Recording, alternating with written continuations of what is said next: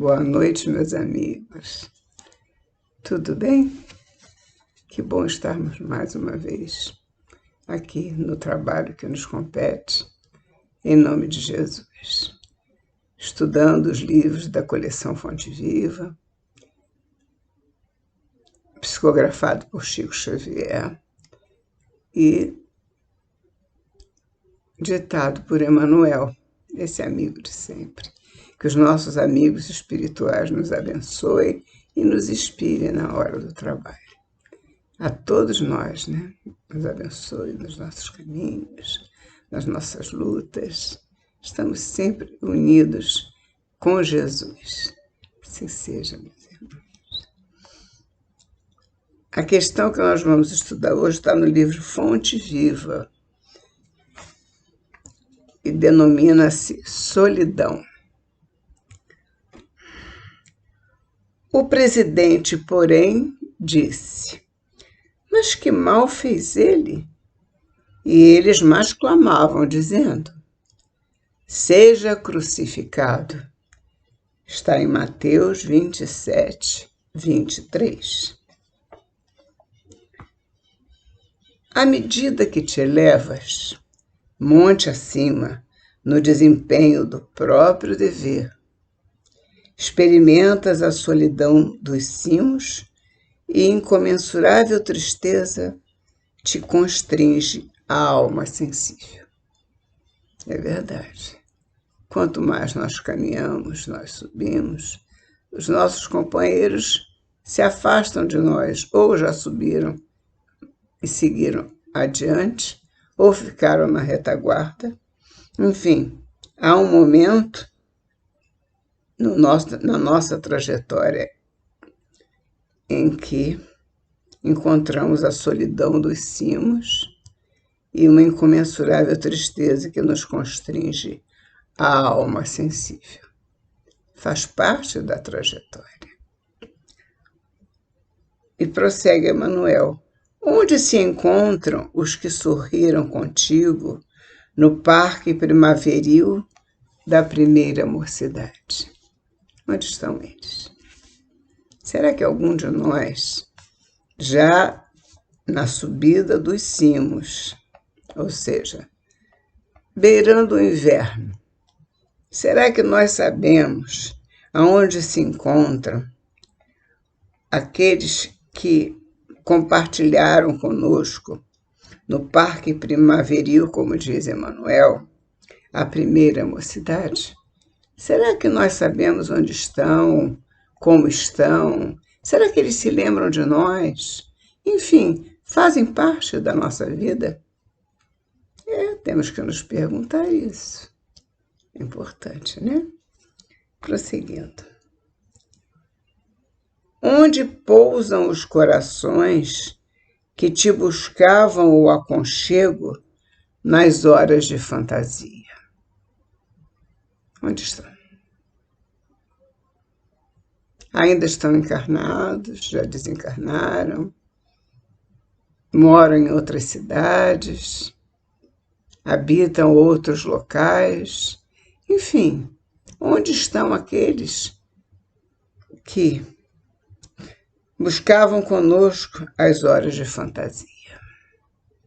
Tantos amigos, tantas amigas, era uma juventude, né? Aparece isso que Emmanuel nos conta, a juventude, aqueles que desfrutavam conosco as horas de fantasia. Foi na primavera, né? A juventude. Onde se acolhem quantos te partilhavam o pão e o sonho nas aventuras ridentes do início? Pois é. Onde eles estão? Estão no nosso coração. Estão na nossa memória, na nossa lembrança. Onde quer que eles estejam, a vida continua. Ninguém morre, todos prosseguem, todos caminham, todos nós caminhamos. Nós fazemos a nossa caminhada sempre para frente e para o alto, e isso é o que devemos fazer. E temos que ter atenção redobrada para fazermos sempre esta caminhada, para frente, para o alto e para cima, subindo os cimos. E não deixar que a tristeza se apodere de nós. Então, nós temos que fazer o quê? Buscar nas nossas lembranças, nos nossos guardados, nas nossas fotografias. Antigamente existia fotografia no papel. Agora não está mais no papel, está dentro do computador. Mas não importa onde elas estejam, são lembranças.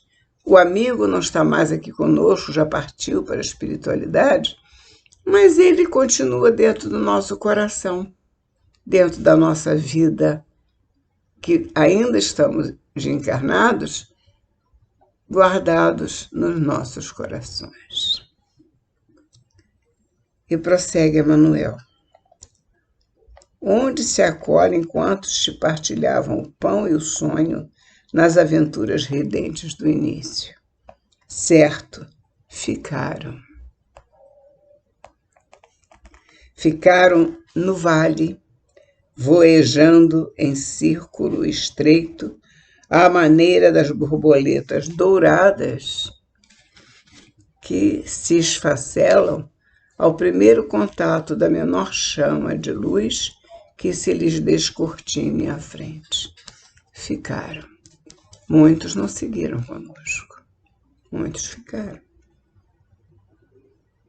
Queriam continuar brincando, talvez, rindo, se distraindo com os sonhos da mocidade. E o tempo passou. E prossegue, Emmanuel. Em torno de ti a claridade, mas também o silêncio. Dentro de ti a felicidade de saber, mas igualmente a dor de não seres compreendido.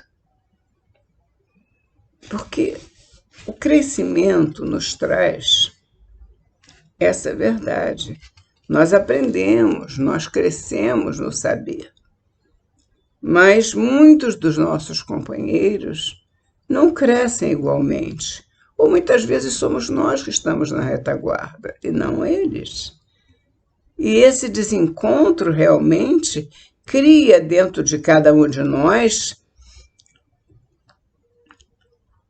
uma tristeza por ter a felicidade de saber e a dor de não ser compreendido, porque aqueles que se adiantaram já foram embora.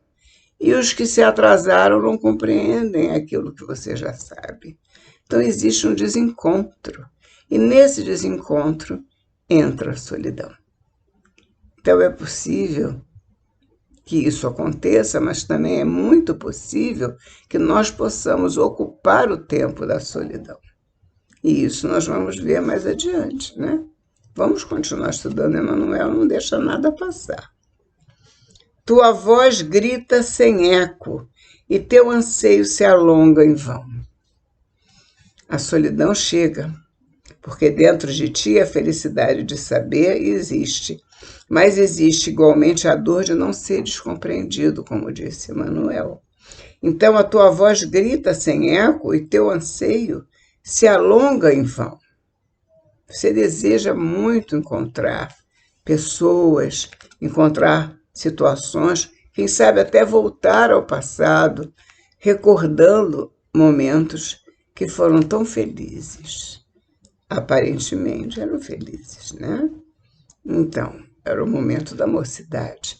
Mas como não dá para retornar, Chico Xavier sempre nos ensinou que nós não podemos voltar e fazer um novo começo, mas podemos seguir e fazer um novo fim.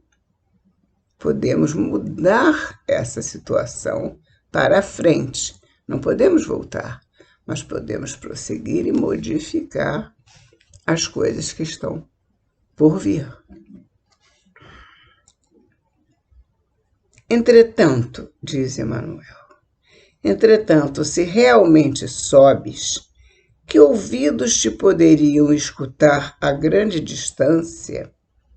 E que coração faminto de calor do vale se abalançaria a entender, de pronto, os teus ideais de altura? Como? Você sobe e você quer, ao mesmo tempo, prossegue e quer ser ouvido e nessa longa distância. E o coração faminto de calor do vale te abalançaria a entender de pronto os teus ideais de altura? Será?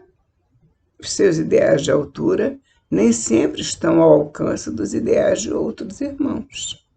Nós caminhamos num sentido, mas os nossos irmãos caminham em outros sentidos, variados, diversos. Então, muitas vezes há os desencontros, né? Emmanuel prossegue: choras, indagas e sofres. Contudo, que espécie de renascimento não será doloroso?